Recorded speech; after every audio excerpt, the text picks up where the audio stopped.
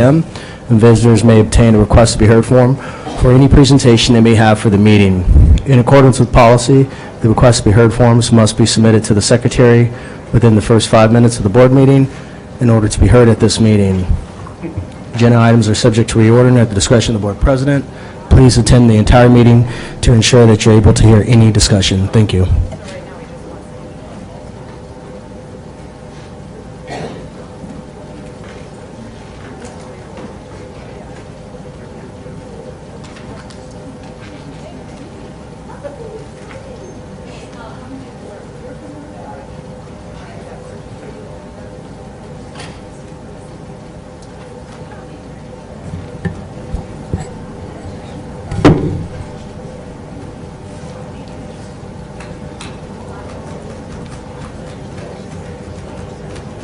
And I'm not in here. That's, oh, so I have to give you Kevin one of those also. I'm gonna get something fancy. Just a sec.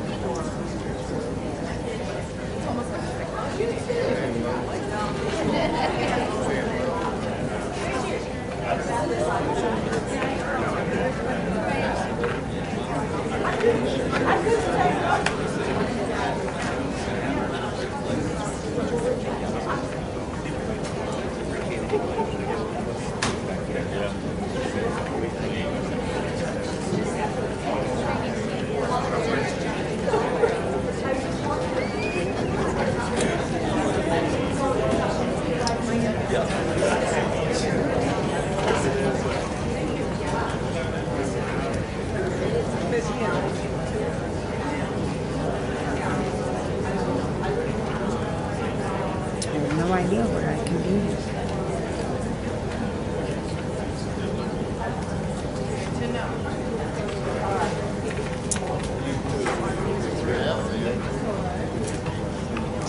You get sway coming up on me, and I get sway, and I'm not into sway.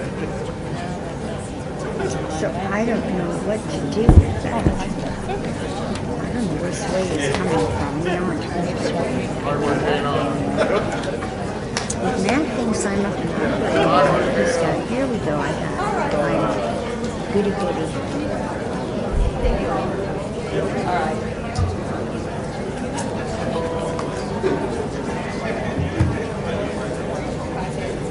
Pursuant to Section 841411 of Nebraska statutes, the next regular meeting of the Board of Education of Douglas County School District 0001 and the Board of Educational Service Unit Number 19 will be held on Wednesday, September 4th, 2019 at 6:30 p.m.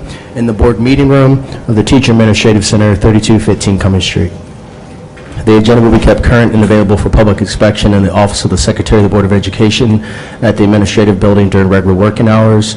Pursuant to Section 841412 of Nebraska statutes, the public is hereby informed that a current copy of the Nebraska Open Meetings Act is posted in the Board Meeting Room on the north wall. Please stand and join us for the Pledge of Allegiance. Allegiance to the flag of the United States of America and to the republic for which it stands, one nation, under God, indivisible, with liberty and justice for all.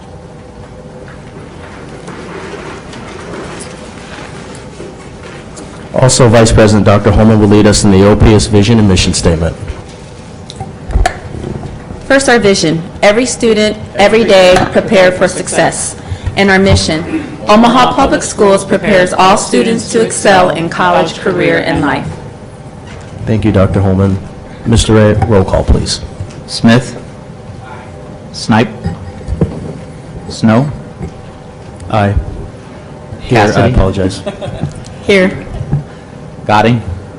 Present. Holman. Here. Cracky. Here. Perlman. Ryan. Here. 8 present. Thank you, Mr. Ray.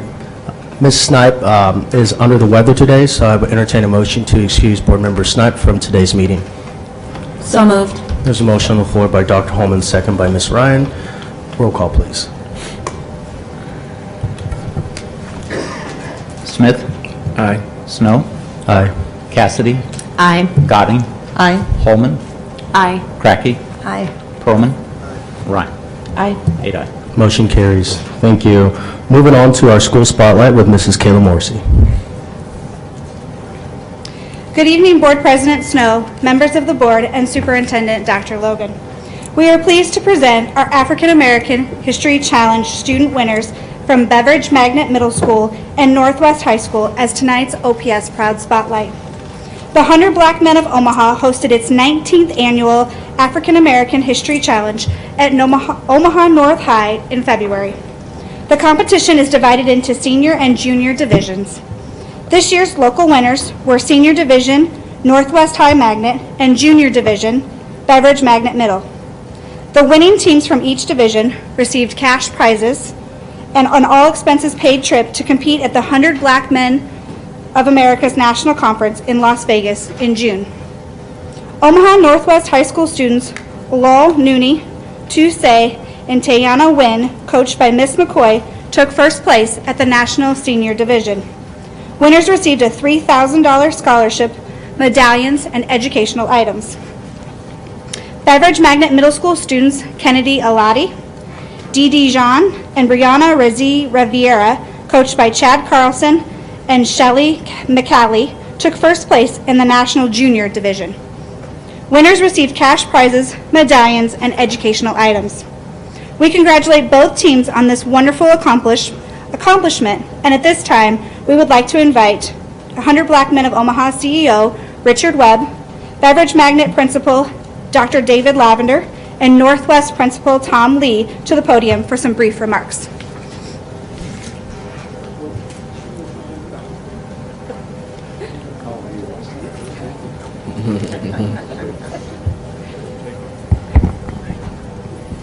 Good evening, everyone. Tom Lee, Principal, Omaha Northwest High Magnet School, proud Principal. This truly goes to Mr. Peters, Assistant Principal Activities Director, who overseen our practices for our young people, and Ms. McCoy, the instructor who did all the work, and of course our 2 students who are here with us this evening. Wonderful young people, and they've done a tremendous job. I am a small part of this, so I'm going to turn it over to Mr. Lavender, and then we'll have the real man behind the mission, Richard Webb. Thank you, Mr. Lee, and thank you, board and patrons tonight for welcoming our championship team. I hope that we're not in the way of any of the other national championship celebrations you guys got going on. But I would like to say that this is a testimony to a legacy of people who see this vision every single year, and I would say that that isn't just Beveridge, or in this case, Northwest, but the 100 black men in the organization with Mr. Webb here, and then Deborah Woods, who, you got to know that there's somebody out there sending those emails out, telling us when those practices are and keeping us on track. But it's an amazing legacy that happens at Beveridge, and we're always excited when we see former Beveridge kids in the high school championship teams. This year it didn't happen, but next year it will. Thank you very much. Good evening, Board, and thank you for allowing us to come and honor the students who have won the National African American History Challenge. Thank you to the principals, to the teams, the coaches, the students, and then all of the support systems that may be here tonight for them. You know, a lot of people see the African American History Challenge as an event that happens the first Saturday in Black History Month, but the understanding that most of these kids are not only studying for 6 months prior, but studying for year-round. And then to win locally and then go to the national conference and not only win the junior division, but win the senior division is truly a testament to their dedication to studying and also their dedication to just anything that they put themselves into in life. So I'm a little biased when it comes to the African American History Challenge because this is my first engagement with the 100 Black Men of Omaha, and I'm a little biased because I am an alumni of Omaha Northwest, so very excited about that, but I don't want to prolong the conversation. We do have the national championship trophies that we would like to present to the junior division. First, we'll present it to the coaches and then also the students from Beveridge Magnet Middle School.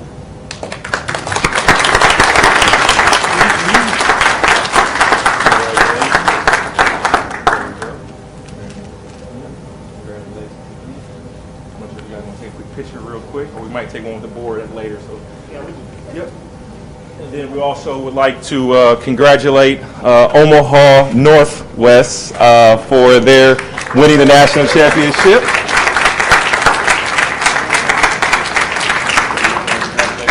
Congratulations again. Congratulations, coach. And here's the trophy right there.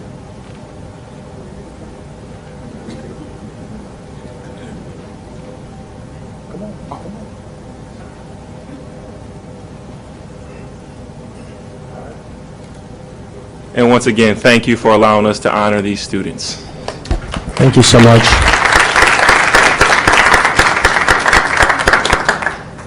Now, for the students that are present that attended the History Challenge, could you guys, we would love for all you guys to come up to the podium and introduce yourself, tell us what grade you're in, and also give us just a little bit of background about the experience of being at the national competition, which I believe was in Florida, correct? Vegas. Oh, man, that's better. Okay. I stand corrected. Don't be shy. Yeah, you could put them perfect right there.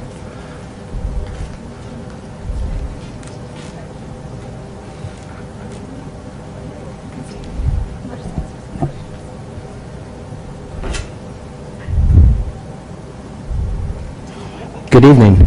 Hi. How you doing? Good. Tell us are your, you? I'm doing fabulous, thank you. Tell us your name and what grade you're in, and tell us a little bit about your experience at the national competition in Vegas. Hi, I'm Dee Dee John. I'm a freshman at Burke High. Nice. And the national competition was really nice. It was a really nice, eye-opening experience to see all those people around, to see us, like, express all that we've learned on the subject and the topic. Thank you. How long have you been practicing? Prior to the competition, we picked out teams at the very beginning of the school year, so like late August, early September, and we've been practicing since then. Wow. Well, thank you so much.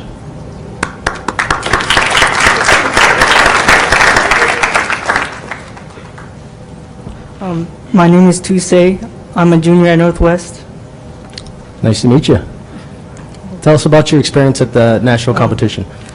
I thought that it was very amazing because I got to meet like other kids who were in the competition, and I also got to meet other black kids, and it was also a talent competition where they like talked about their hardships and stuff, and it was really interesting to learn about. Awesome. Thank you. Hello, my name is Taya Wynn. I'm a sophomore at Northwest High School. And the experience we had in Las Vegas, it was very rewarding. I really enjoyed myself. We got to meet people. I like meeting new people. And it was just like, I don't know, it was a good experience. Yeah. Awesome. Awesome. Thank you, guys. Does anybody on the board have any questions? Oh, 1 second. Dr. Holman. Hi, good evening, everyone, and congratulations to you all, and extra shout out to Northwest. I'm also a proud graduate of Omaha Northwest High School.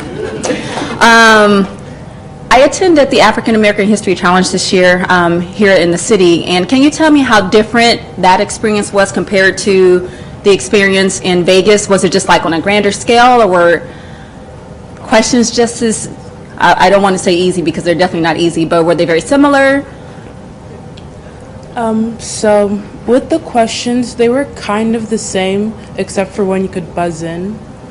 In the national competition, you could buzz in when you thought you knew the answer. Okay. In the local one, you had to wait until the whole question was read. So that was definitely different. And then the content, for the first one, we had a textbook that we studied, and the national competition was a book that was more like a storybook. Oh. So that was also different. But the question type, like how they format the questions, were kind of the same. Okay. And then, so which do you prefer, to be able to answer the question as soon as you know the answer, or having to wait till you hear the entire question? Definitely buzzing in as soon as you knew. Okay. How about you two?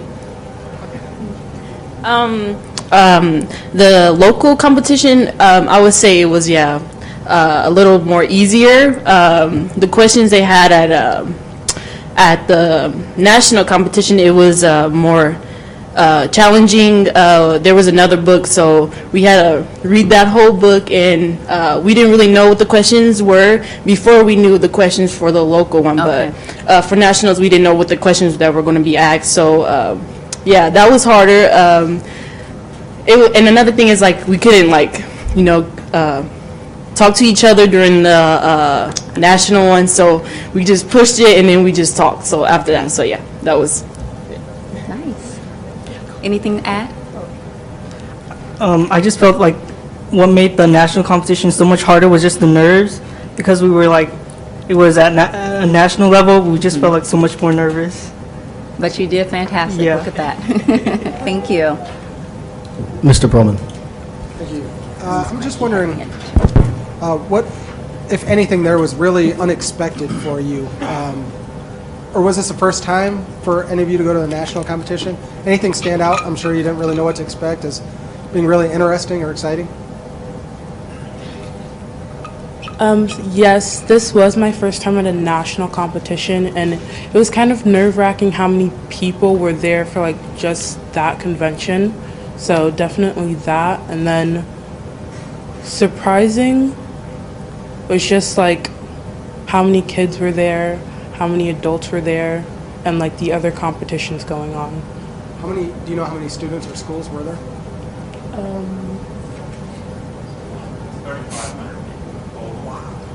3,500. That's incredible. All right. Thanks. Thank you. Mr. Smith. Yep. I just want to say congratulations. We are really proud of you. The hard work and dedication it takes to really study and buckle down. It shows that our kids can do it. And also I want to thank the 100 Black Men for putting this event on and offering it for our students.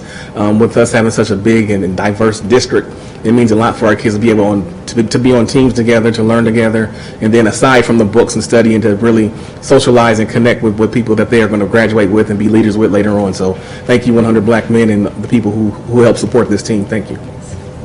Thank you. Mrs. Godding. Well, congratulations from me as well. I know how nerve-wracking, not as a parent, watching some of those competitions. So I'm sure your parents were very, very proud of you as well, just as we are. So I was talking ahead of time. Were some of you, did you all know the general information, and then did you study specific information that you were a specialist in when you went to the national competition? So the book, we just like basically split it apart, and like we did a section, and someone else did a section. Then we rotated and did the same thing. So we knew basically a lot of the information, and like if we didn't know, well, somebody else with us. So yeah. Mrs. Cracky. This is very impressive. Another group here, and then I do want to point out to Mr. Lavender that you did too want to take up time because you've been doing that regularly at our meetings. Your school is being spotlighted a lot. I just wanted to note that. We have seen you, so congratulations again, and you sounded great, and those trophies are going to look great in the showcases. Thank you for coming. Well, we would like to give you guys a small token of our appreciation, these OPS Proud Pens, and we would love to shake your hand and congratulate you, and if you could bring the trophy, we'll rub it for good luck as well. Can we all give them a round of applause again, please?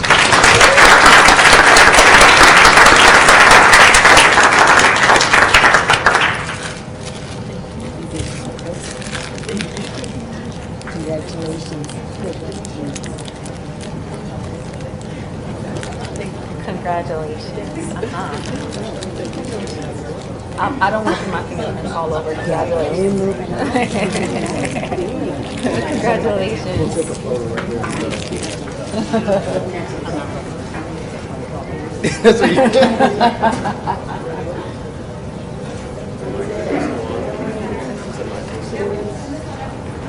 Testing. Tina Forte back there in the back, do you see her? She is right at the beginning of the legacy that is multiple city champions for African American History Challenge at Beverage. So how about a round of applause for Tina Forte back there?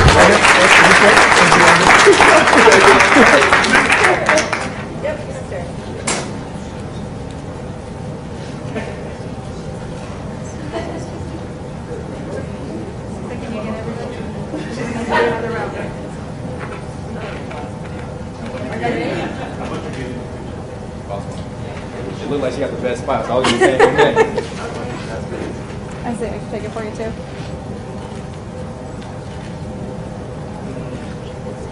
Yep. Come on, Nate.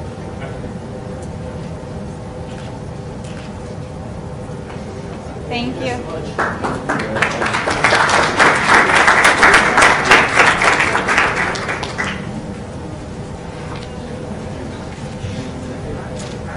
It was fun getting on the double. I'll come in anytime, you know that.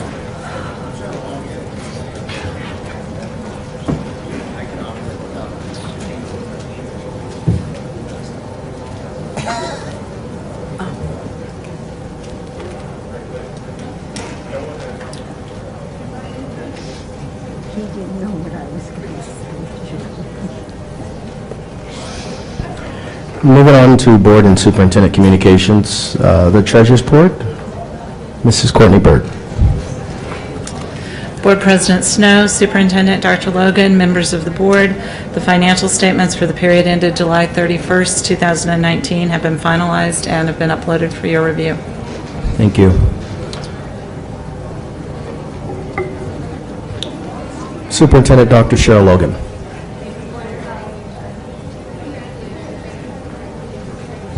Good evening, members of the board, those here in attendance. The first week of school report has many highlights. First of all, we welcome back all of our OPS, our Omaha Public Schools students. We would like to report that our enrollment has increased.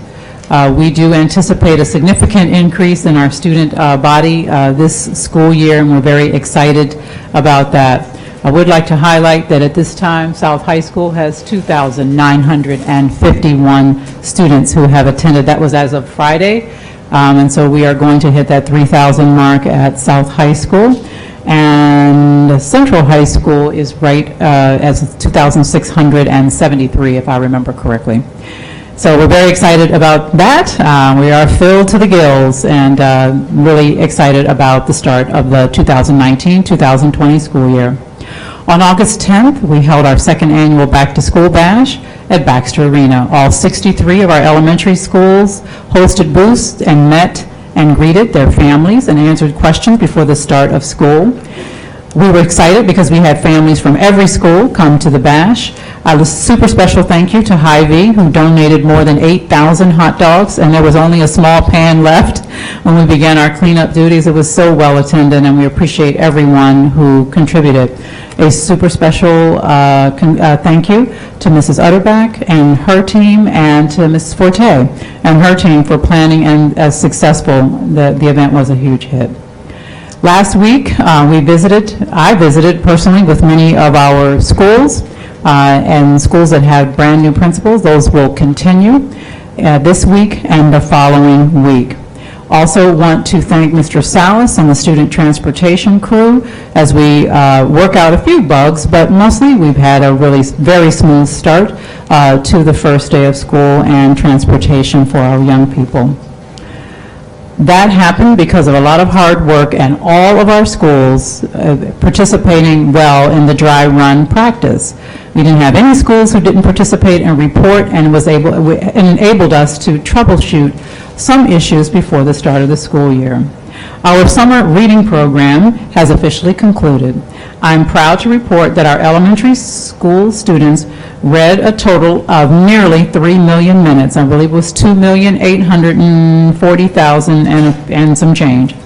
The top 10 schools were Liberty, Miller Park, Edison, Jocelyn, Harrison, Gateway, Crestridge, Saddlebrook, Florence, and Castelar. Those schools will receive a treat from the superintendent, and just for good measure, because they were so close, Bancroft at number 11. I just can't leave them off. I think Principal Milan is the nicest person ever. And students, we're very proud of you. Please continue to do that reading in the evening as the summer wanes. We have another almost entire month of summer, although we're back in school. Our strategic plan work continues. Our future labs will begin on September 10th. Now, what is a future lab? It's a stakeholder group that is different from a normal stakeholder group in that it plans for the desired future that we'd like to have in Omaha Public Schools. We invite those people who are interested in participating in future labs to email us. There is a link, I believe, on our website, and we're really super excited about that. This school year as well, we'll be partnering with the Born This Way Foundation, a foundation led by Lady Gaga and her mother, Cynthia Germanata. In working together toward building a kinder, braver world, the foundation's mission aims toward a future that supports the wellness of our young people through an evidence-based approach that is kind, fiercely kind, compassionate, accepting, and inclusive. We're really excited about that as it supports our theme for the year, making sure that all students are known, loved, and inspired. And of course, Strive for 95 continues. That means that we expect all of our students to miss less than 9 days. And we know that you can do that. 9 days of school is actually almost 2 full weeks of school. And we feel confident that almost all students can do that. We know there are a few cases where we have students with special circumstances, and we understand those. But for the most part, working very hard to make sure those discretionary days do not exceed 9. Also, I would like to highlight our principal supervisor, Ms. Carrie Collins. The University of Nebraska Omaha recently featured her in a story on its I Am the ROI, which means I Am the Return on Investment webpage. The site introduces alumni whose return on their investment in a UNO education goes far beyond career opportunities. So we're super excited for her. We also are excited to welcome Jeremy Maskell, who is here. Jeremy is our new Executive Director of District Communications, who will begin leading District Communications next month. He comes to us from Ralston Public Schools, where he spent the last 3 years serving as the Director of External Relations and Engagement. Many of you may recognize Jeremy from KETV Channel 7, where he worked as an anchor and a television reporter. We're super excited to welcome him, and he's there in the back. You can wave. He's there in the back row, and we're excited to have Jeremy with us. For those of you who are wondering where Mrs. Farmer is, she isn't far. You will see her more often than you won't. And we're very grateful for her extraordinary and exemplary service to Omaha Public Schools, and not only as an employee, but even more importantly, as a parent to students at North High School and at Alice Buffett Middle School. Thank you. This concludes my remarks. Thank you so much, Dr. Logan. Board members, Mrs. Cracky. I would like to note that I did, on the first day of school, wait till 10 o'clock because I know what that's like, the shuffle and getting in the door and the cars and everything. So I thought I held back until 10 o'clock. I visited everybody except Burke, who is in my sub-district, and I didn't go there because I thought they probably had a lot going on moving back in school and settling down. But I will visit them soon. I always like to visit them, but I did talk to the principal ahead of time. So I just had a great day. Nothing is better than visiting the schools. That is my favorite thing about the board. So I'll be coming to all the schools. Thank you. Thank you, Mrs. Cracky. Mrs. Cassidy. Thank you. Well, good evening. I was not at the last meeting. I was on vacation, so hopefully this is not a repeat, but I can't not. I have to go here. First of all, I just want to say welcome back to all of the students and staff in all of the schools. Hope it's a great school year for everyone. Secondly, I want to piggyback a little bit on transportation. I just want to thank Mr. Salas and all of the OPS Transportation Department. I have a child on a bus, and it was another wonderful day. I've gotten lucky the last couple of years. Our bus went smooth. I hope everyone else's did. I know there were a few snags, I'm sure, throughout different routes in the city, but our driver, if you're out there, his name is Carl, and he's a sweetheart.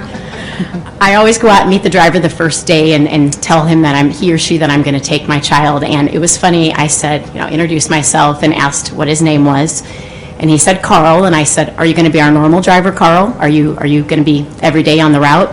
And he said, ma'am, normal is a relative term, first of all. Second of all, yes, I've been driving for 7 years, so I will be your normal driver. So I just want to thank all the drivers out there and, of course, the department for all their hard work in getting the buses to run smoothly this year.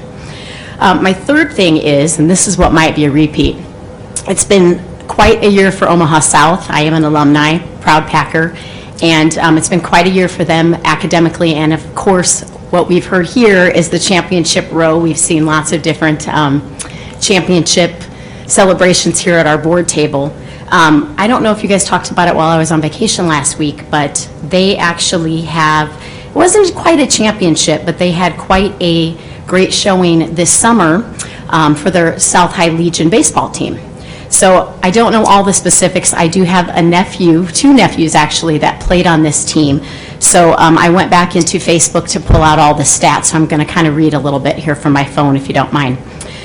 Back in March of 2015, Coach Gene Felice and Jared Schweiger coached their first games at South High School. They lost 24-0. That season, they were 10-runned 20 times out of 23 games. So needless to say, this was not a good first season. They ended up only winning 1 game. Fast forward to 2018, and they won 26 games this season. They were 1 game away from qualifying for state that year. In 2019, this year, they won 28 games, qualified for state, and won their first game against Papillion. This is the first time that South High had qualified since 1976. Baseball is not their strong suit. In 1976, they did not win any games at the state tournament. Several of the boys had never touched a baseball prior to high school, and I watched this the first couple practices. Trust me, it was an uphill battle. The coaches are passionate about the games, but they are more passionate about these boys learning the important lessons of life. Some of these boys who started in 2015 are now playing college baseball. So just wanted to send a good shout out to that team. Like I said, South has not been, strong suit has not been baseball, so it's been fun to watch them. And one little side note that I thought was really funny, I was not able to go to the state game. It was like on a Tuesday at 2 o'clock in the afternoon in Kearney.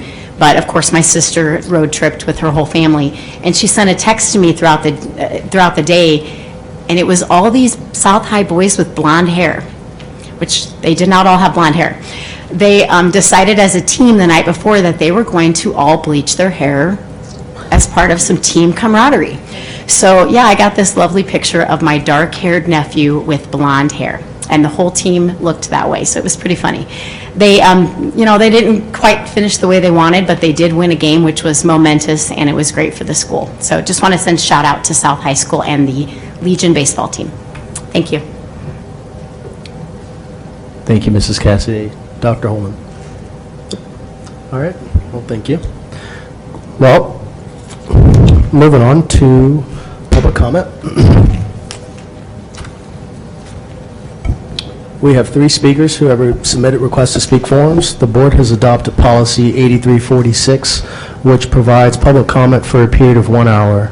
That same policy limits individual speakers to a maximum of 5 minutes. We ask that you respect the time limit. Mr. Ray will let you know when you have 1 minute remaining and when you have 30 seconds remaining. If you are in need of an interpreter, please let Mr. Ray know, and one will be provided for you. We ask that if the subject of your public comment is related to a particular student or staff member, we ask that you please not mention the student or staff member by name and instead provide that information to Mr. Ray. He will assist us in looking those types of details for you. If you do not get an opportunity to speak and would like to submit any written commentary, please provide it to Mr. Ray. He will make sure each member of the board gets a copy. As a reminder, we ask that you please spell your name and state your address before you begin your public comment. It is now 7:03. Our first speaker is Jennifer Simpson.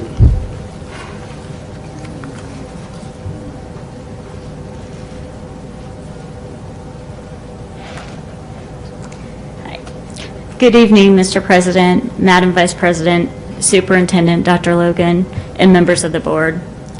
Thank you for listening to my concerns this evening. My name is Jennifer Simpson, JENNIFER, I got one of the easier names to spell. And I live at 2232 North 163rd Street. I spoke before the board 2 years ago, asking that we move forward with phase 2 of the bond as quickly as possible. With the overcrowding at Burke and other areas of the district, including South, those numbers support that today. The kids at Buffett separated from their friends when choosing a high school, and the number of families who were leaving the district, including my home attendant elementary, Pecott. We needed this bond to pass. The bond was about retaining the kids that we have, and I was determined to contribute however I could. Other Pecott families overwhelmingly supported the bond as well. The bond did pass, and work on the new high school has started. 2 years later, though, we're talking about new boundary lines that do not keep Buffett kids together. 2 of the 3 proposals presented this past spring keep Davis kids together and instead have Pecott attending a different high school with kids they don't know. My daughter started Buffett last week. She's a 5th grader. She's excited about meeting new kids and making new friends. My heart sinks a little, though, knowing that most likely these aren't friendships that will continue into high school if they don't attend the same high school. Some people might think it's not a big deal because they're still going to school with their elementary friends, but that's not entirely true. Only half of her grade, leaving Pecott last year as a 4th grader, started with her in kindergarten. And of the students she did finish with, a good percentage do not live in the Pecott attendance area at all. She does have a couple friends starting with her at Buffett. Buffett is a 4-year middle school, the same number of years my daughter will be in high school. These are difficult years as well. The friendships that they establish do matter.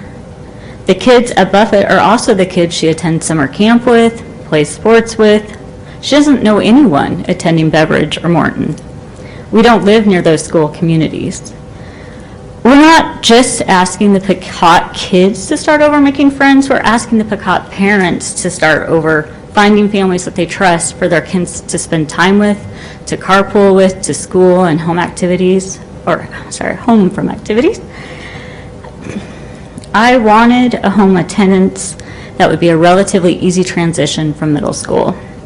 Because at minimum, she would know some of the people that she was attending with. Opting to choose a school outside of the home attendance area was the only situation that I imagined my daughter might have to start over making friends. I do worry as a parent with social media and bullying, and established friendships are and will be important to my daughter's mental health and well-being. I also think that there's a perception that Picot doesn't want to attend Burke. For my family and many others, it's not about the school at all. It has everything to do with who my daughter goes to school with. I know Burke is a good school. The Picot community feels like we're not always being heard and that our kids are not as important as some of the other kids. If this is because of the low attendance in the Picot area, that's not on us. We chose OPS. We're here. It's like Sunday church and the pastor preaching to the congregation about regular attendance. Yeah, we know. We're here. Go talk to the others. We have shown up. 1 minute. Thank you.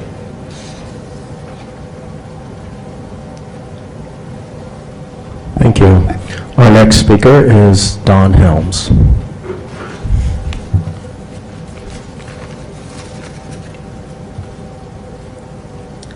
Hello, and thank you for listening to our comments tonight.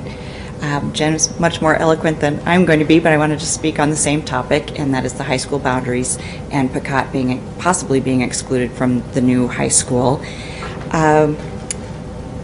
My point is just simply distance. The distance from my home to the new high school versus the distance to Burke is 2.1 miles farther. If you do that twice a day, every day for 180 days in a school year, times 4 school years, that is 3,024 more miles that we'll be traveling in my son's high school career.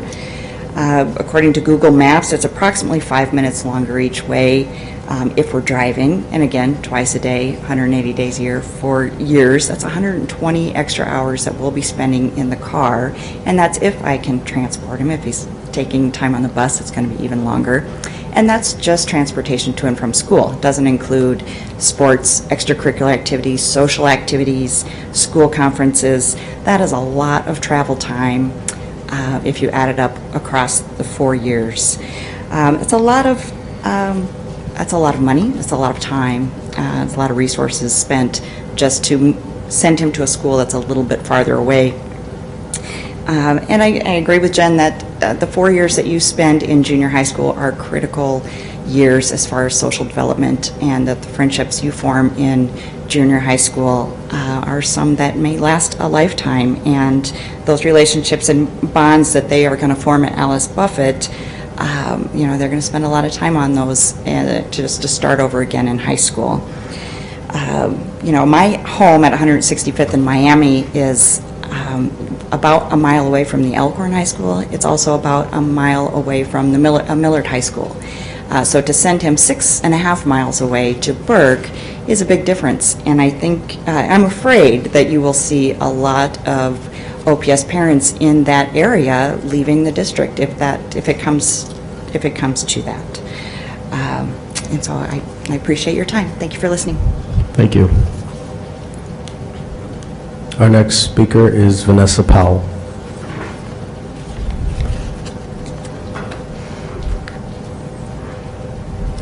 Hi, members of the board, superintendent. My name is Vanessa, V-A-N-E-S-S-A, Powell, P-O-W-E-L-L. I too am speaking on the high school issue that I believe it's 156th and Ida. I live right off of 156th and Binney, and I believe I'm in the same boat that I would have to be forced into Millard because Millard is right outside of my neighborhood. So I would not only face the fear of when I have children that are 1 year apart, I would have to try to figure out how to get 2 kids to 2 separate areas at the same exact time. And I actually have an older child that graduated from Burke. Go Bulldogs, I love them. But simply I obviously moved out west and further away from it, and I was actually feel a little duped because in May of 2018, as they're coming around canvassing, I voted yes because I was told specifically that this would be my neighborhood high school.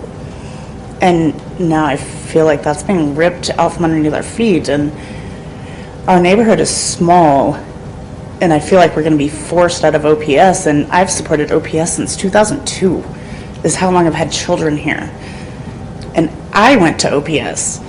So it's not something that I want to move away from. I have friends and family that are here. That's not something that I want to go away from. But I would feel like I would have to leave at middle school, because there's relationships that are made as 11, 10 years old when you're walking into middle school at 5th grade that are going to carry on. And I have a 22-year-old that has friends now in college that she's been to school with since kindergarten. I don't want to rip that away from my children, and I think that that's the issue that we all have, is we would like to keep our community in our community. So that's all I'll say. Thank you. That was our last public comment. Moving on to item I, the consent agenda. I will entertain a motion to approve the consent agenda that is before us. So moved.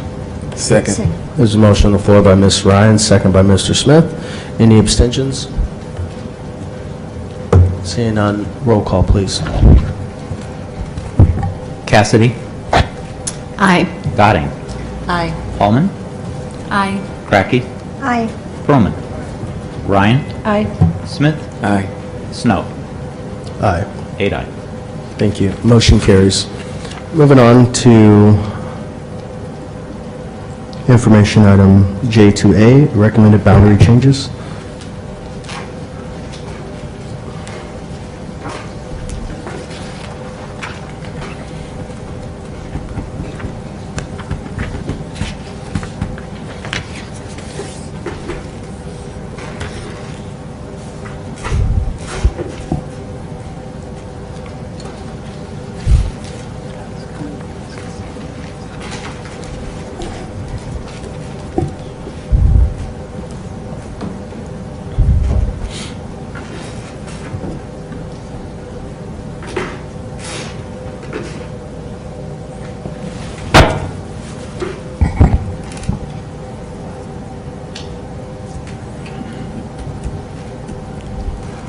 Dr. McFarland, Mr. Hughes, welcome.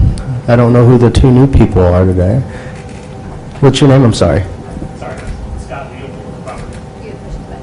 Scott Leopold with Cooperative Strategies. Okay, perfect. And I'm Matt Sachs with Cooperative Strategies. Awesome.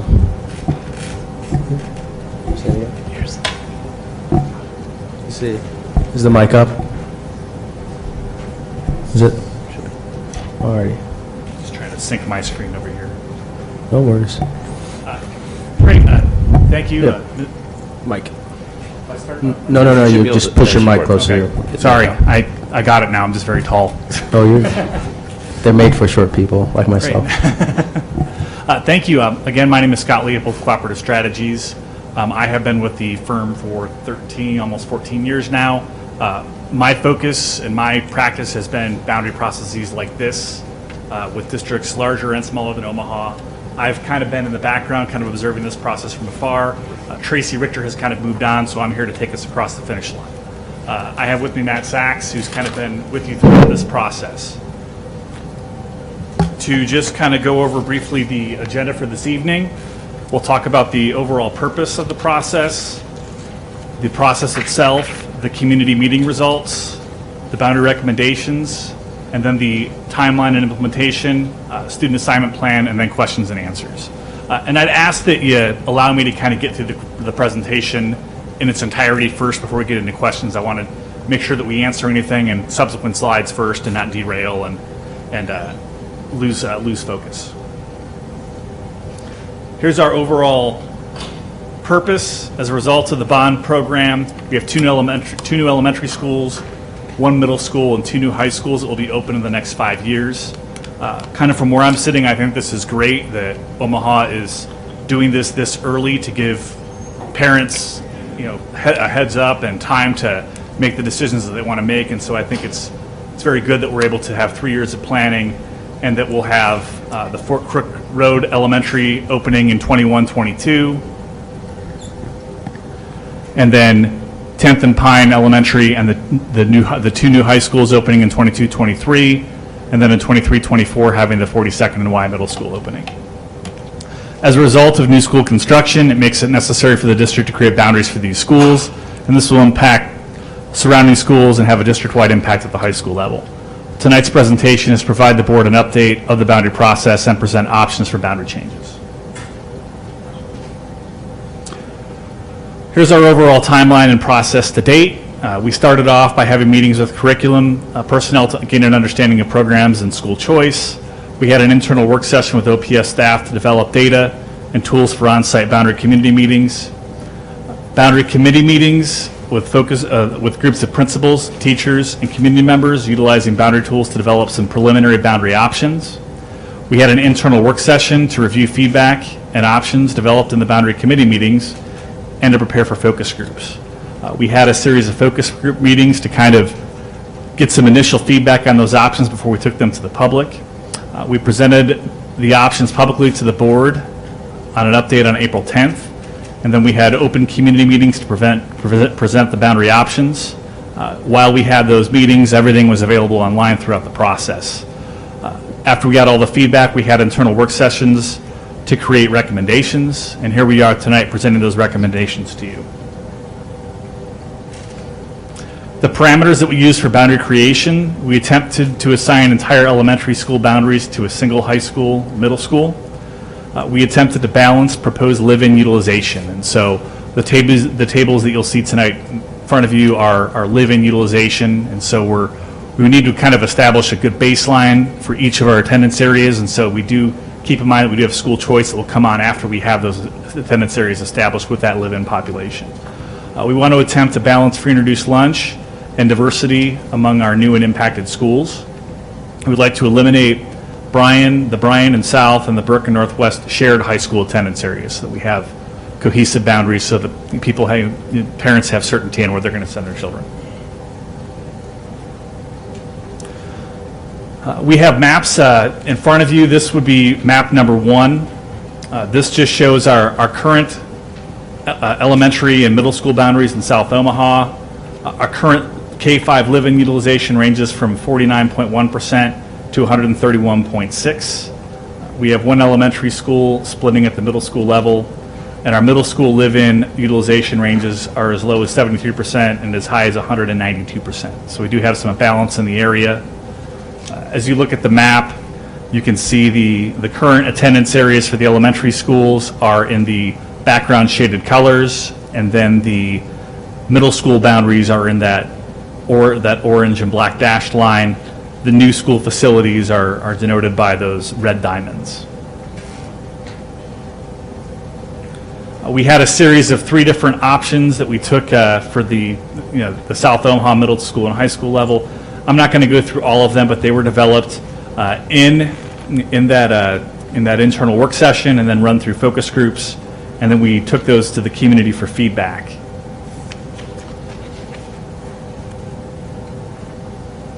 Our next map shows the current high school boundaries. If you look at the map number 5, we're a little out of order, but in the end it'll make sense, I promise. Again, map number 5 is our current high school boundaries. The current boundaries are, again, going to be outlined in that purple line, and they're shaded in color. Our current live-in utilization ranges from 38% to 112.2%, but I do want to note that we're not including those choice areas in those percentages, and so that 38.8% is kind of artificially low. The current enrollment utilization ranges from 69.9% to 122.5%. So that includes any choice transfers that we currently have. 16 elementary schools and 8 middle schools split at the high school level. And if you look at the tables there, you can see our current enrollment utilization and live-in utilization. And so we want, as we develop our options, we want to get as much green as possible and eliminate those reds and oranges. We had 3 high school options that we took to the community. Again, I'm not going to go through all of these in detail, but they were developed in those small work groups, taken through focus groups, and then presented to the community at large for feedback. That feedback was then taken into consideration as we developed the recommendations that you'll see tonight.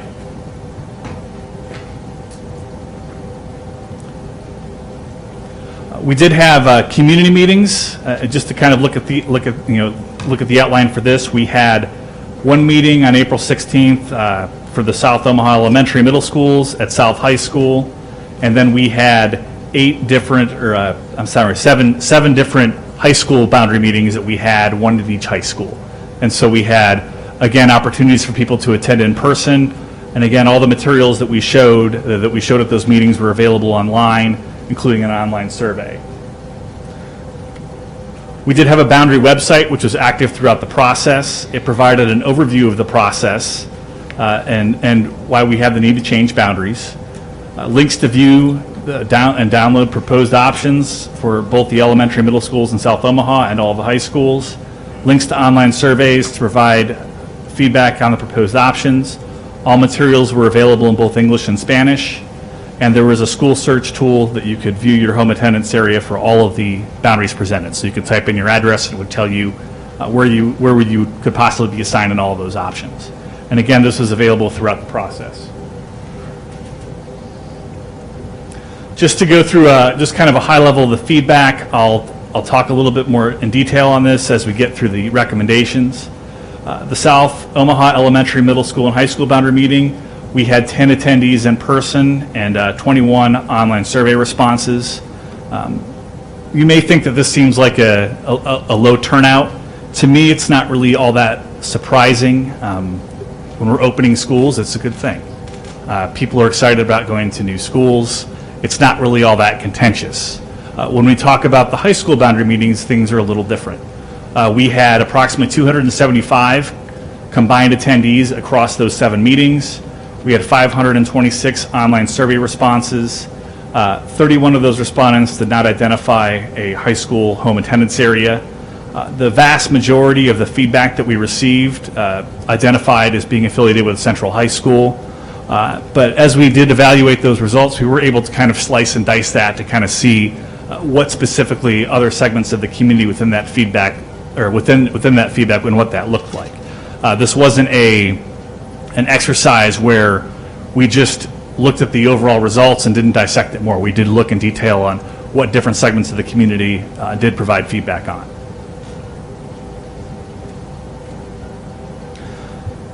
Now just to detail the recommendations work session, we had an internal work session with the Student Assignment Plan Committee, our firm and Jacobs Engineering to develop final recommendations. We had 3 different data points here.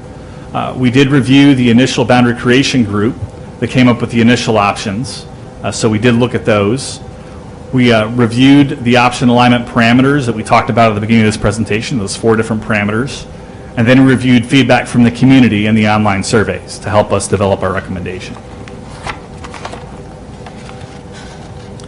Okay, looking at the South Omaha Elementary Middle Schools, this is map 2. I'm going to quickly look at this slide and then I'm going to jump to the next slide so we can see it in more detail. Our K-5 live-in utilizations go from 46.1 to 96.9. 1 elementary school splits at the middle school level. The middle school live-in utilizations range from a low of 85% to a high of 97.1%. If you look at this map on this screen, map number 2, in your handouts here, this shows kind of the end state. And so this shows what the elementary boundaries would look like in the areas of shaded color. And then the overlay, those outlines that are in orange and black, are the proposed middle school lines. Again, this does show our end state after everything is built. And so the student assignment plan will kind of detail how we get there, but I just want to kind of show you what that end state looks like. On our next map, this shows, I think it's easier to kind of see what these changes look like. Bear with me just a second. So map number 3 on the left, what that shows, it shows the proposed boundaries in the background shaded colors, and the current boundaries are in the kind of green outline color. And I'm just going to start moving from north to south with the new school at 10th and Pine. And so looking at this map, we can see over here, you can see Castelar is going to be in the purple, The new 10th and Pine School is going to be in the red, and Bancroft is going to be in the yellow. And so we have a lot of relief. As you can see, the boundary for Castelar has gotten much smaller, along with the Bancroft boundary. And if you look at map 4, which is the middle school, you can see that we've aligned Norris Middle School with that line as well. And so Castelar and 10th and Pine would feed into Norris, and Bancroft would go to Mars. The middle school, not the planet. And then looking at the Fort Crook site to the south, you can see our boundary for Fort Crook is kind of in this vanilla yellow color here. And I'll talk a little bit about the utilization in just a minute. This boundary was kind of difficult because of the location of the Fort Crook School relative to Chandler View. So this will feed into Mars Middle School and provide a lot of relief for Gomez Elementary. We have a couple other changes, specifically with Gateway and Gilder, right here in this area, and that's to kind of help us with that middle school alignment that we have going on as well. And then we do have our one feeder split that we do end up having is going to be with Ashland Park, and that will split between the new middle school at 42nd and Y and Norris. Looking at our overall utilization for the elementary schools, on the next slide you can just see this in a little bit more detail. We are left with Castelar a little bit high. It's at 98.4%, but that's a very compact boundary that we have there. We don't see a lot of potential for growth. We do see also the new elementary school at Fort Crook is at 96.9%. That's a little high as well, but if we look next door at Chandler View is at 46.1. We would like to have gotten some more students into Chandler View, but just because of physically where that Fort Crook site is, it wasn't necessarily possible. And so we look at perhaps some programmatic or choice opportunities to be able to better utilize Chandler View and pull some students through choice potentially out of Fort Crook. Looking at our overall middle school utilization, our current live-in utilization is 192% at Bryan, Norris 126, and so we get all of the middle schools in the area 89, 97, 97.1, 87.5% utilization. And so we're able to balance things out quite a bit in this area with these new facilities that we have coming online. Okay, moving on to the high school recommendation. Looking at this map, this is map number 6. On this map, you can see the proposed recommended boundaries shaded in color in the background, and the current boundaries are in the purple outlines. And you can see the choice areas that we have. The Northwest and Burke choice areas right here, and then the South and Bryan areas down here. Our live-in utilization ranges from 67.2 to 87.1%. We've eliminated the shared high school attendance zones, which is part of our original parameters. 6 elementary schools split at the high school level: Beals, Bell Ryan, Druid Hill, Field Club, the new 10th and Pine, and Western Hills. 8 middle schools will split at the high school level. That's the same number of middle school splits that we have now. It's not the same 8 schools, but it's still the same number of splits. Looking at our overall utilization, everything, we don't have any reds or yellows in this. Our range is really good. It's from that 67.2% to 87.1. Looking at the areas in a little bit more detail, and so we'd have Standing Bear and Fullerton would feed into the 156 in Ida, and we'd have Picot, Sunny Slope, and Dodge would feed into Burke High School. And we'd have some additional changes to kind of balance things out. With Mountain View and Wakanda, we'd have some of those areas moving from Benson to Northwest, and one area in Wakanda moving from North to Northwest. We also have some additional changes down around Franklin to kind of have some alignment between Benson and Central. And then moving down to the 60th and L High School, that's shown in the gray shaded area. And again, that pulls from South and Bryan. And then, as you can see, we have that Center Street right here, that southern portion of the central boundary, which is unchanged in this recommendation. Just to, again, talk about some of the things that we looked at. The diversity was important when we looked at this. Currently, our lowest free and reduced lunch high school is Burke, and under this proposal, Burke would be at 45%, and the new 156th and Ida would be at 38.3%. Again, here's just these tables in a little bit more detail, easier to read. But again, I think the big piece here is that we've balanced utilization and live-in utilization among all those schools so that we have capacity for choice really at all schools and be able to kind of lay that out in that plan. Our next slide shows the survey results from the community meetings. We had, again, 3 different options, options 1, 2, and 3. And so we took a look at what these looked like. So again, just as a reminder, I put that chart up here that shows what the distribution was of the participants that filled out the surveys. And again, the vast majority were affiliated with Central High School. And so if you look at these overall responses, you can see significant changes to the central boundary were strongly unsupported. And so option 2 did not have a lot, or option 1 did not have a lot of support. Option 2 did not have a lot of support, and option 3 had a lot of support. But kind of looking into this, there were some changes in option 1 and option 2. We had some areas in option 2 that had more support, strong support for option 2, and that's that Burke community that we had. And then looking at option 3, I think that this recommendation is similar to option 3 with some tweaks, but we did, again, look at these responses. And again, we looked at not just these responses as a driving factor, but also those 4 principles that we started with and what that original that options development group came up with as well. We felt that this was a good balance of utilization and socioeconomic and diversity balance within the high schools.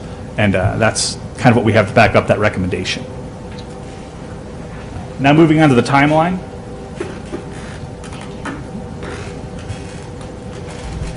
So these slides are intended to kind of give us an idea of how this will all play out. Realizing that this boundary change is not going to happen in 1 year, and it's going to take the next 5 to 7 years to really implement this. So we wanted to give you kind of a little bit of our thinking on how we would have to transition some of these boundaries and where the communication points would have to be.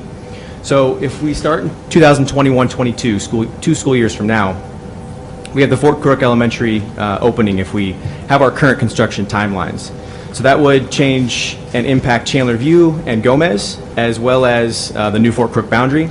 That school would likely open as a K-4 and then probably transition to a K-5 elementary in that next year, 2022-23.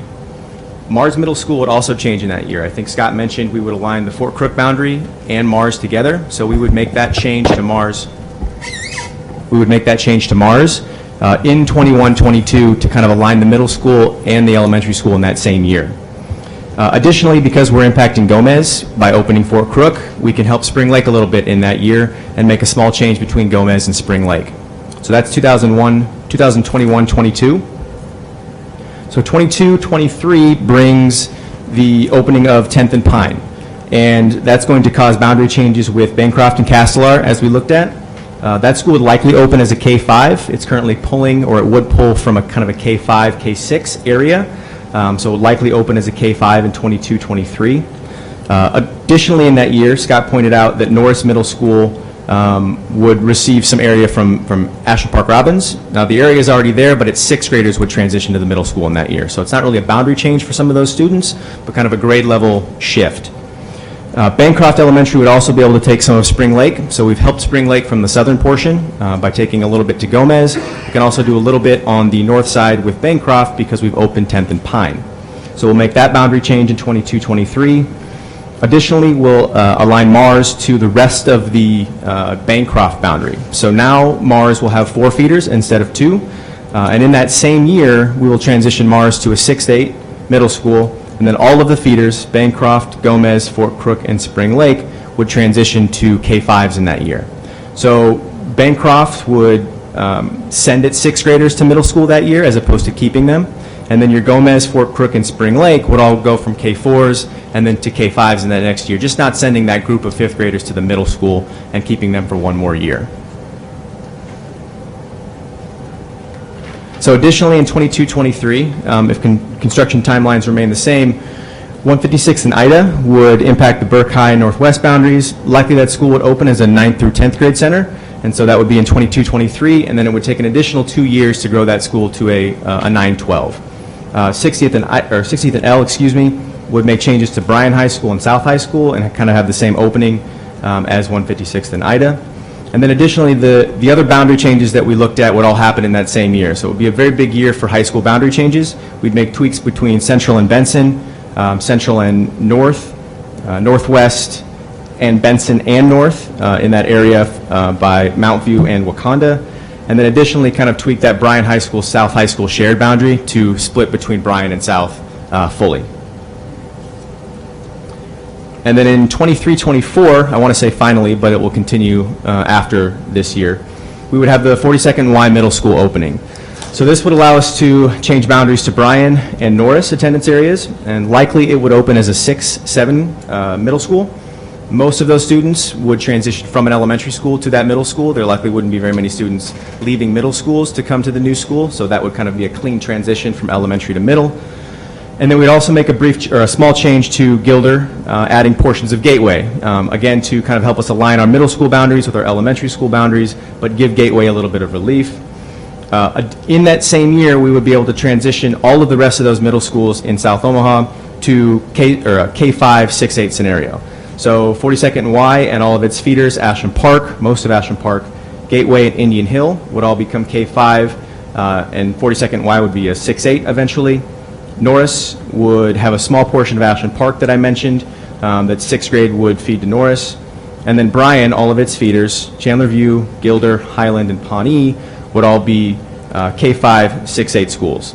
Additionally, in that same year, we would potentially align the 2 remaining 5-8 middle schools to a 6-8. So all of the feeders for Alice Buffett and King Science could transition to a K-5 and have those 2 middle schools go 6-8.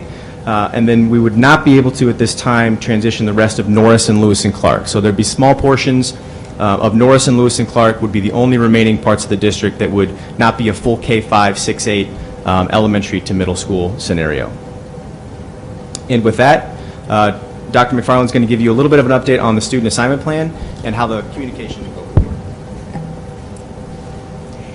So as Mr. Hughes said and laid out the boundary timeline, for opening these new schools, I'm going to review for you the student assignment plan, the work will also be going on simultaneously. In 2017-18, we implemented our new student assignment plan at the elementary and middle school level called the Partner Zone Plan. It's our intent with the opening of these 2 new elementaries and middle school to incorporate them into our existing plan, just as we did with the opening of Gifford Park Elementary this year. Upon adoption of the school boundary, we will begin to work on incorporating Fort Crook Elementary into our Elementary Partner Zone 8 and 10th and Pine into Elementary Partner Zone 5. At the middle school level, we approached the middle school partner zone creation process with the anticipation that we would be opening a new middle school in southeastern part of our district. So again, our intent is to adjust the current middle school student assignment plan by placing 42nd and Y into the middle school partner zone 3, and then shifting Beveridge, which currently supports 2 partner zones, 3 and 4, to placement only in partner zone 4. The high school student assignment plan will be a little more complex. And as you've heard tonight, boundary adoption is the first step, but there are a variety of variables that we'll consider. For example, our curricular programming, our access to schools, school choice, transportation, all to support our district priorities. We'll start the high school student assignment plan process almost immediately after the boundary adoption.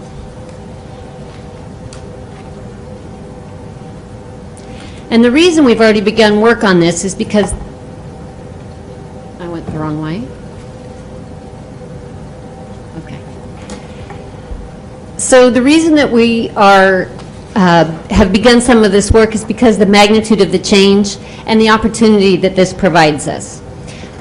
It's our commitment to providing our families and our constituency with as much information as early as possible with advance notice to help mitigate some of those challenges for our students and our families. It's our goal to begin the communication to those impacted families at least 2 years in advance of implementation. And as Mr. Hughes talked about on his timeline, our first elementary school opening in 2021-22 means that we need to start that communication yet this fall.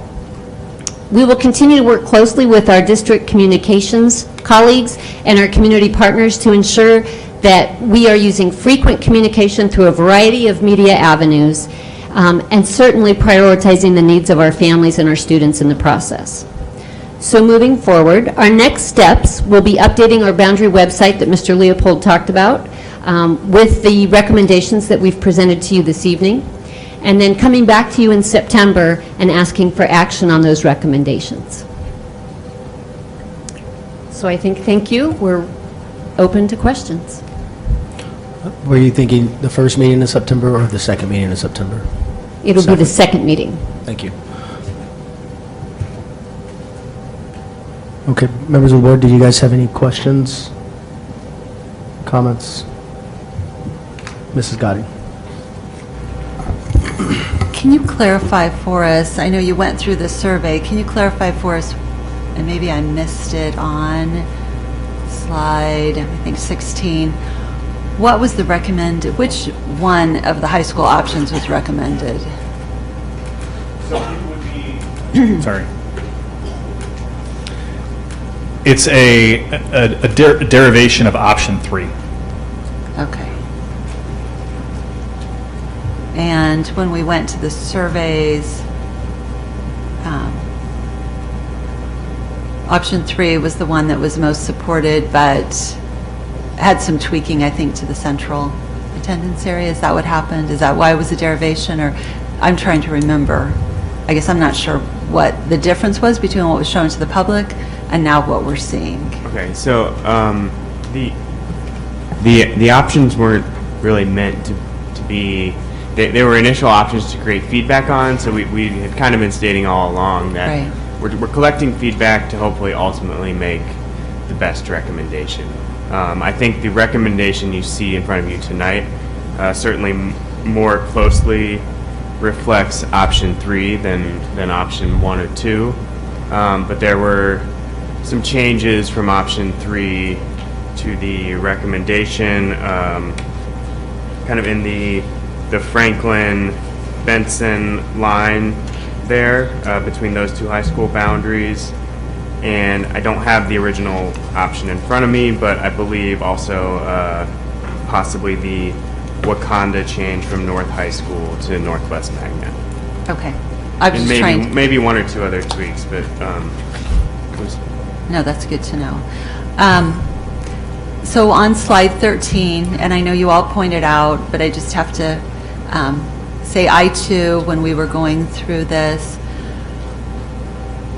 didn't love where Castelar ended up with kids having to cross 10th Street to get to 10th and Pine. Would have loved to have seen that be a different boundary, but certainly understand that Castelar with its tiny boundary is already at capacity, and so I think that's tough, but so I hope the Castelar folks will understand that, and I hope we'll be very, very mindful when it comes to the safety components of that and getting all those kids across 10th Street, because I think that's a big deal from that perspective.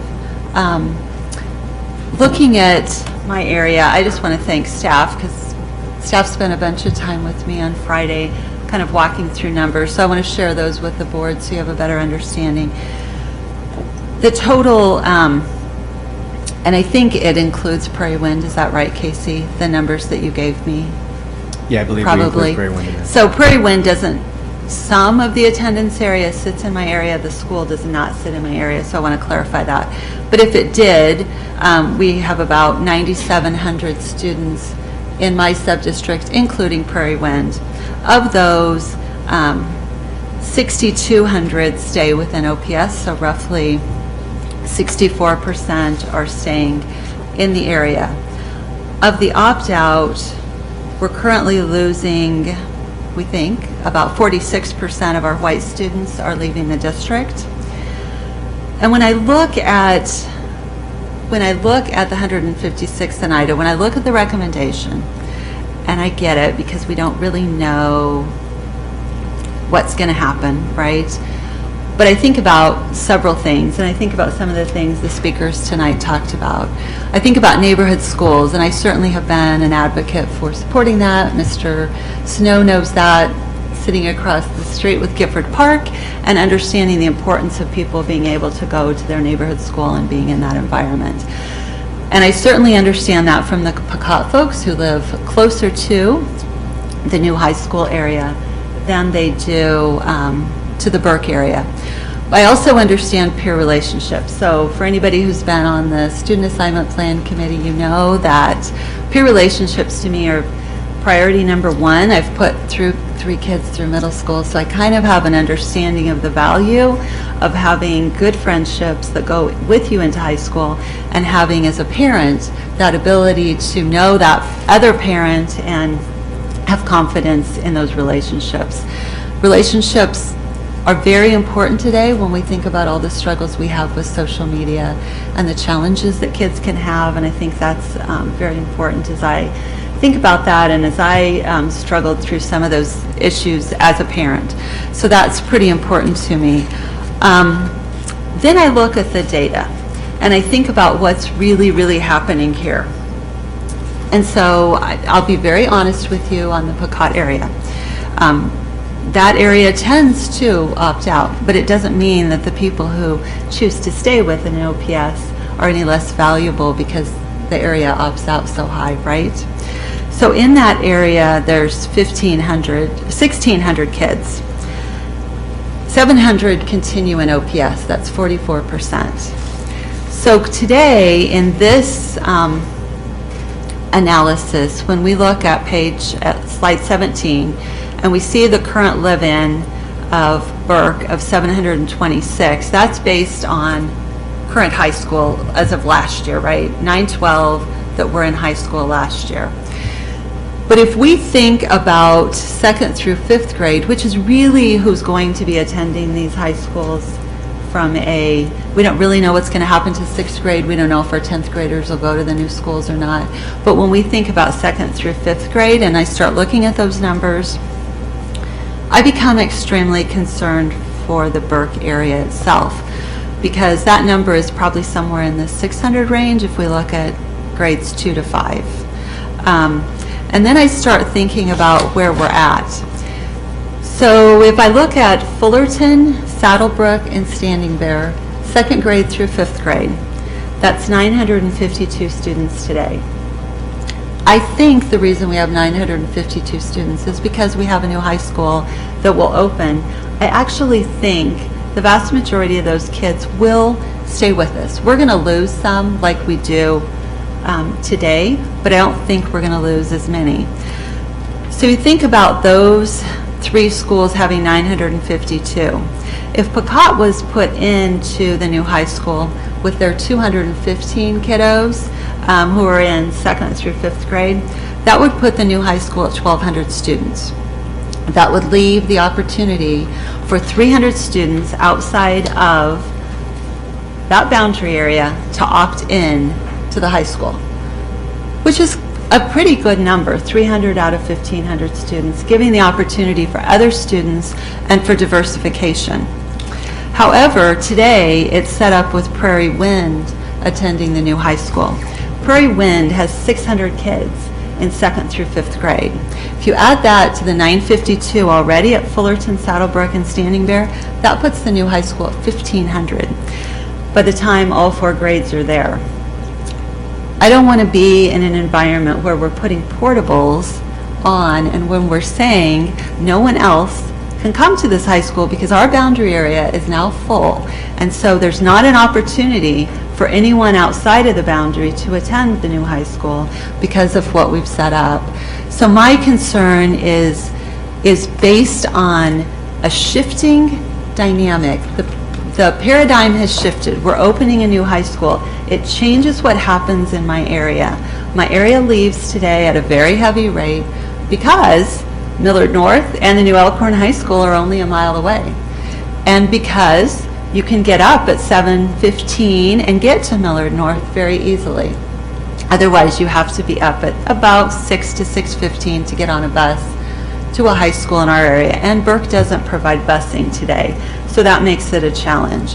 So I am asking that this board and the staff go back and take another look at what could happen to Burke. I am fairly confident that the 215 kiddos in that Pecott area in 2nd through 5th grade are not all going to transition over to Burke. You've heard from these parents, probably not going to happen. And if you're sitting with Burke's live-in attendance area at roughly 650 students maybe in that current 2nd through 5th grade, I'm quite concerned about what happens to Burke. I think we really need to look at that Prairie Wind dynamic. That's 580 kids today, 600 kids.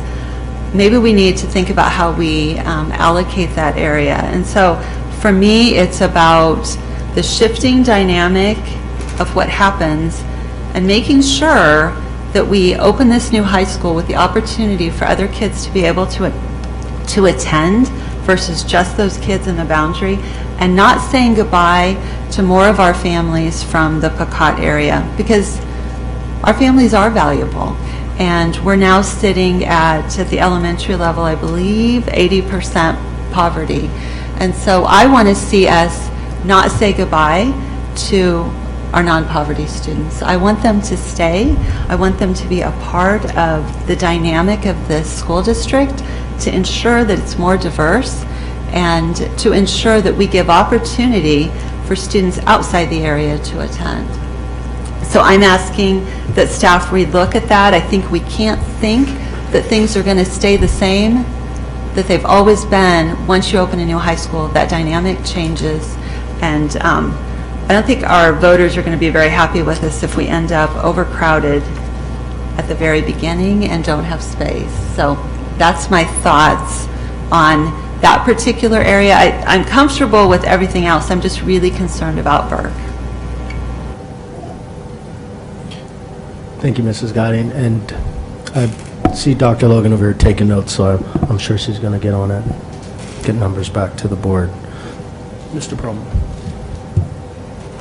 Well, I guess I'm looking for clarification on, I was trying to follow along with what you're saying, but the recommendation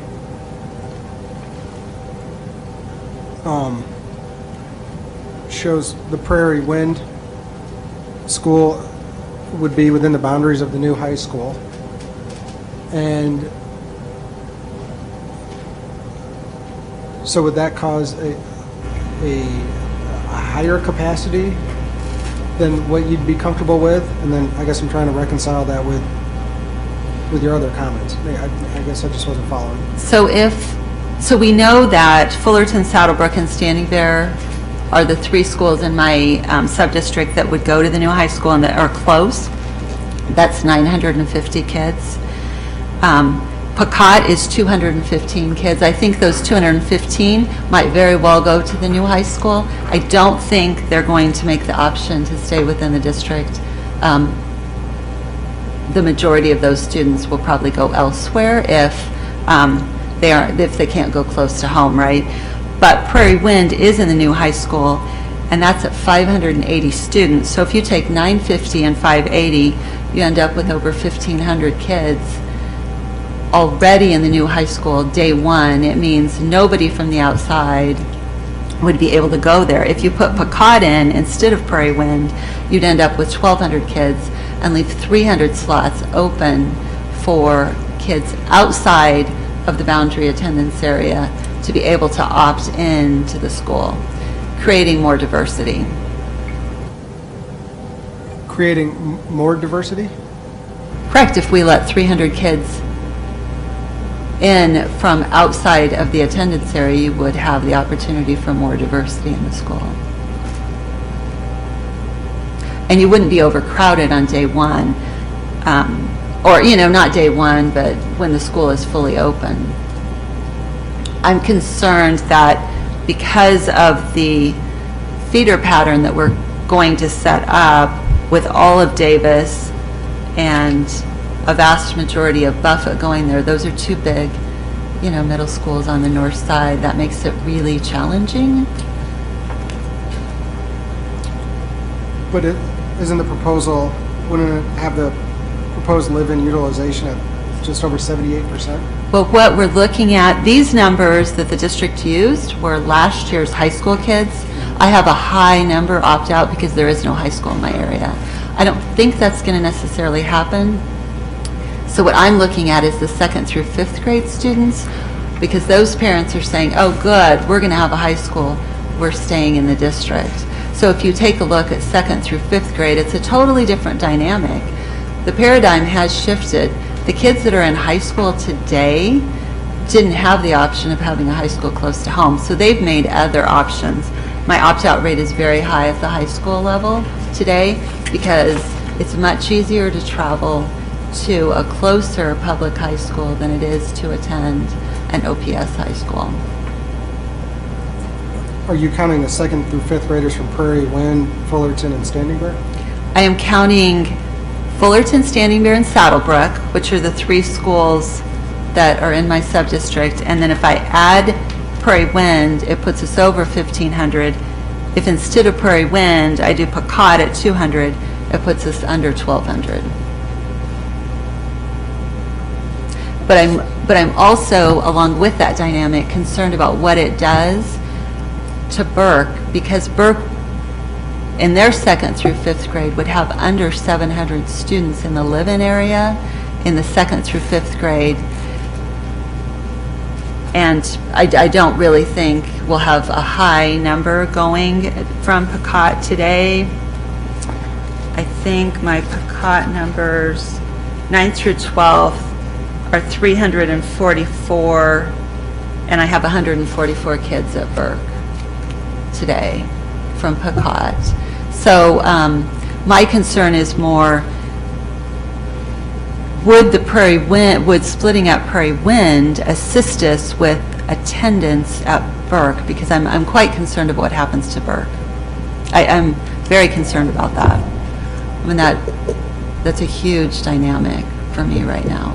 I have a lot of families who today attend Burke. They're going to go to the new high school because you get to sleep in and it's right there. It's close by. Ms. Cassidy. Did you get all your questions answered?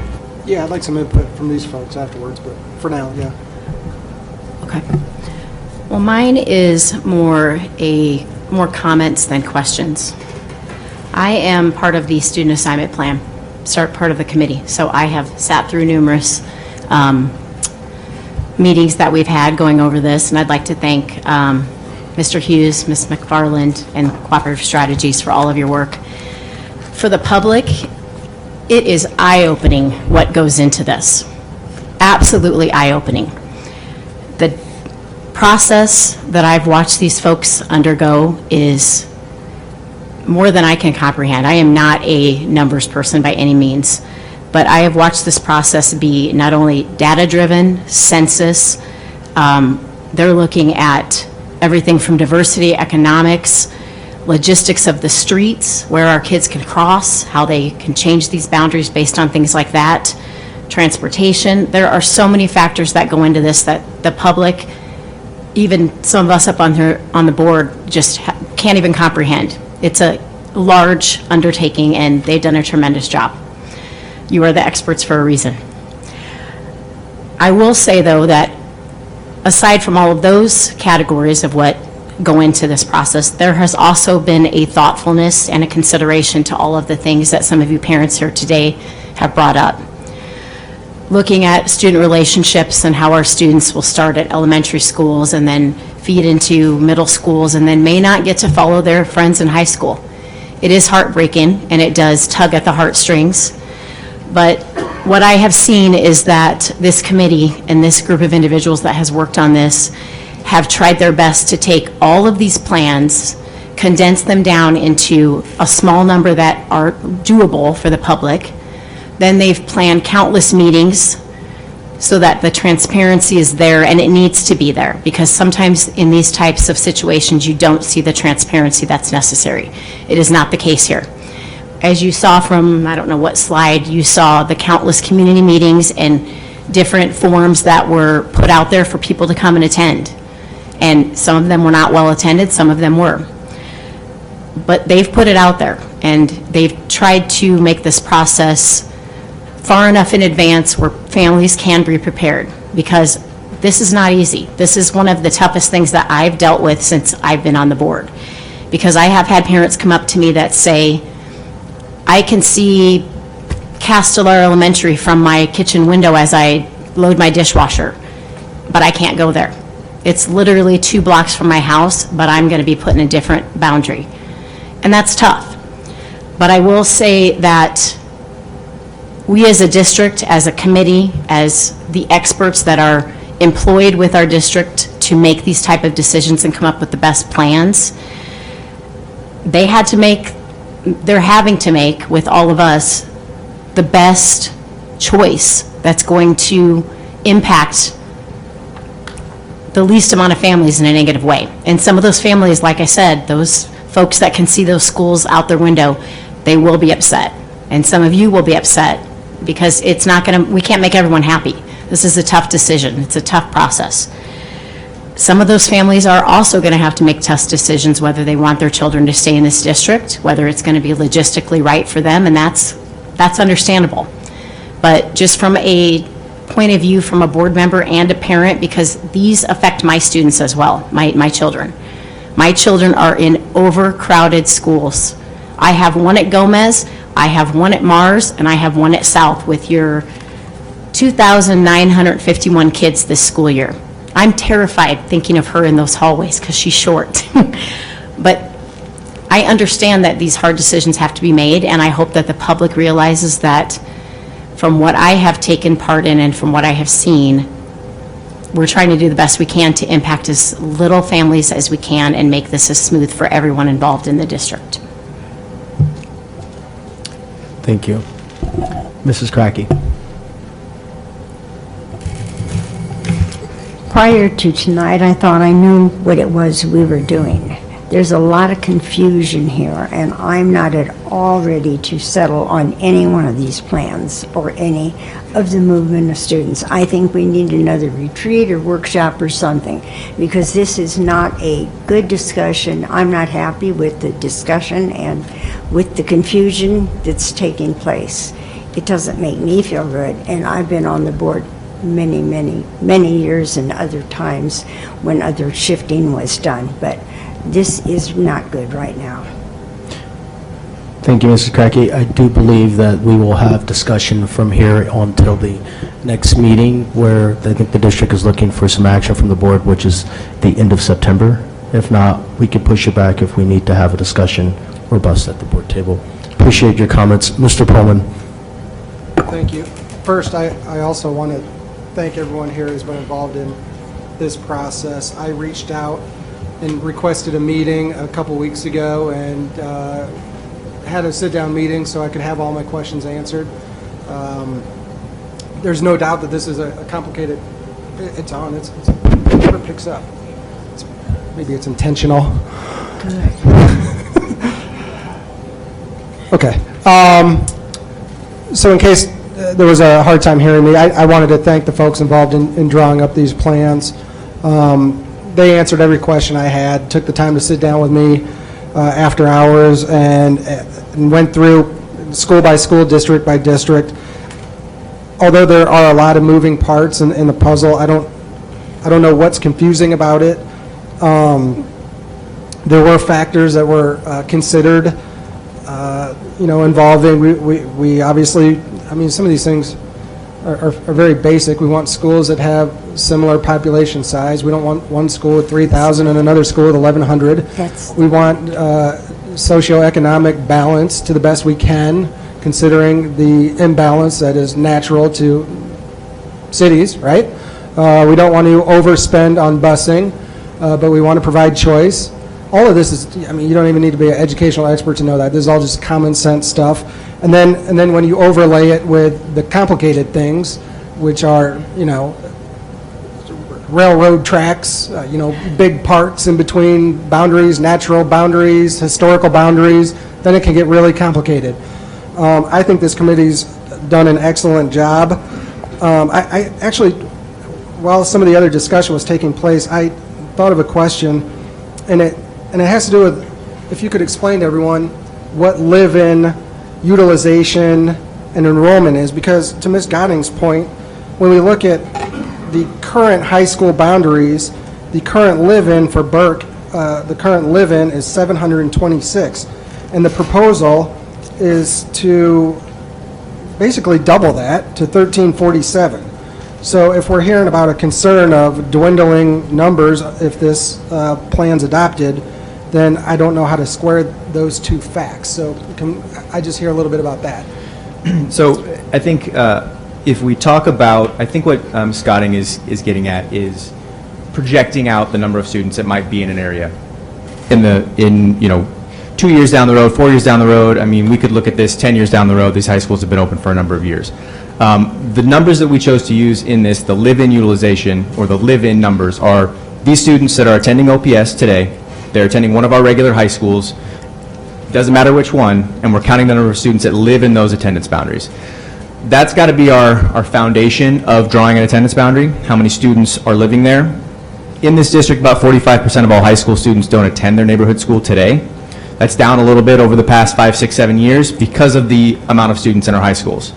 That likely will remain somewhat the same going forward if we continue to have a student assignment plan that supports programs at all of our high schools. So the numbers that we see from a live-in perspective are kind of a starting point. And the student assignment plan will move students across the district to neighboring schools and change those enrollments. I'm not going to tell you today that we know how all of that will play out once we open 2 new high schools. I think it will dramatically change people's perceptions of schools, the choices they want to make. So that's going to change. But what we want to try and do is start with a good foundation. Now, when we look at projections and we try to project the number of students that live in an area in sometime in the future, what we have to try and do is look at survival rates and how many students, not literal survival, but how many students are going to remain in an area over time. So when we look at an area like Pecott or Standing Bear or Fullerton, we do see some students drop off into the middle school level, into the high school level. Those are built into our projections at this point. I think it is a fair point to look at, will those things change going forward?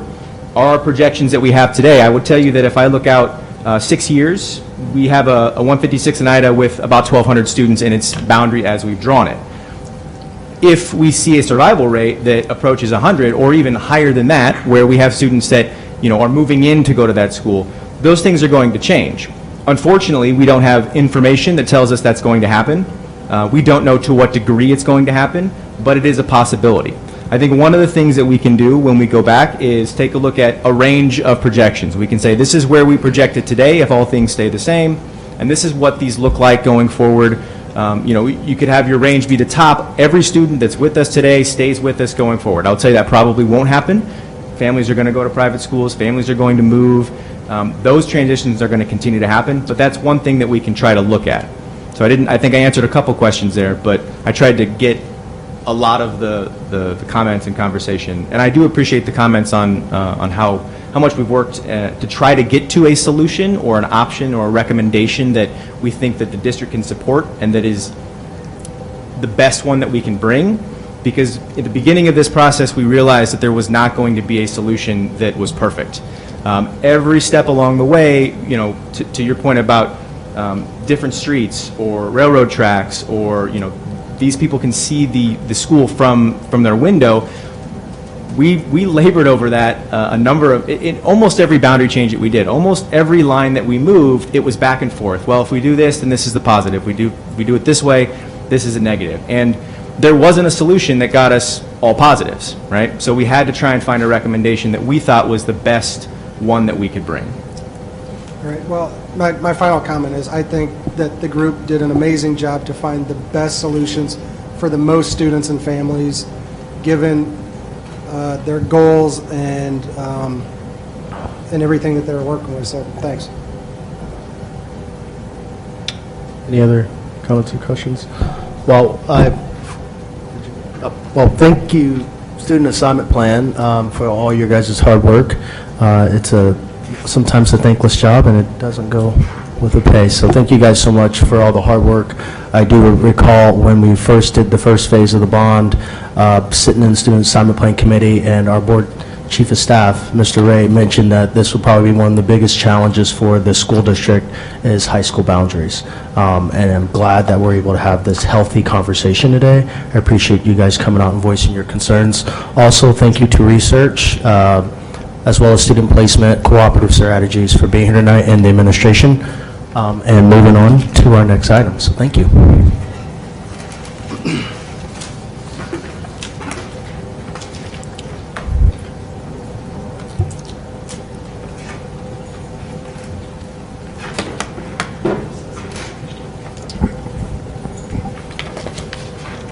Mr. Ray? Thank you. Board of Education, we also have on the agenda 5 policies that went through the policy committee and were approved through the policy committee as information tonight. Those policies include 4041, which is a new policy that discusses wage information.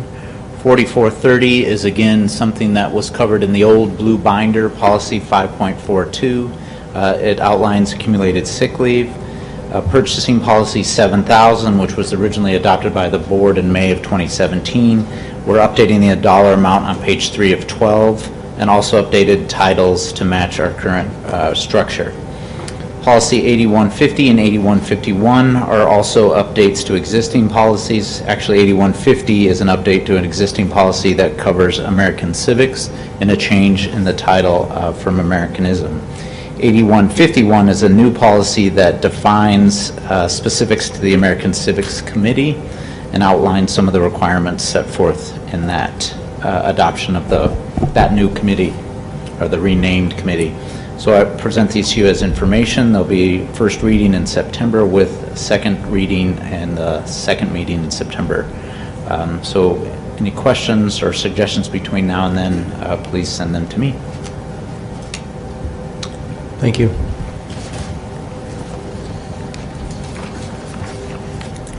There's a receipt of reports, our CBOC Phase 1 and Phase 2 update for July 2019. Dr. Holman. I move that the Board of Education go into closed session for the protection of the public interest and for the prevention of needless injury to the reputation of individuals, to discuss with the superintendent, secretary to the board, and legal counsel, real estate, negotiations, potential litigation, and legal advice. There's a motion to, thank you. There's a motion to go on the floor, go into closed session by Dr. Holman, second by Mrs. Crackey. Any discussion? Seeing none, roll call, please. Gadding? Aye. Holman? Aye. Crackey? Aye. Pullman? Aye. Ryan? Aye. Smith? Aye. Snow? Aye. Cassidy? Aye. Motion carries. 8 aye. Thank you. Let me remind the board that the purpose for closed session is for the protection of the public interest and for the prevention of needless injury to the reputation of individuals, to discuss with the superintendent, secretary to the board, and legal counsel, real estate, negotiations, pending litigation, and legal advice. Let the record reflect the board went into closed session at 8:15. Thank you.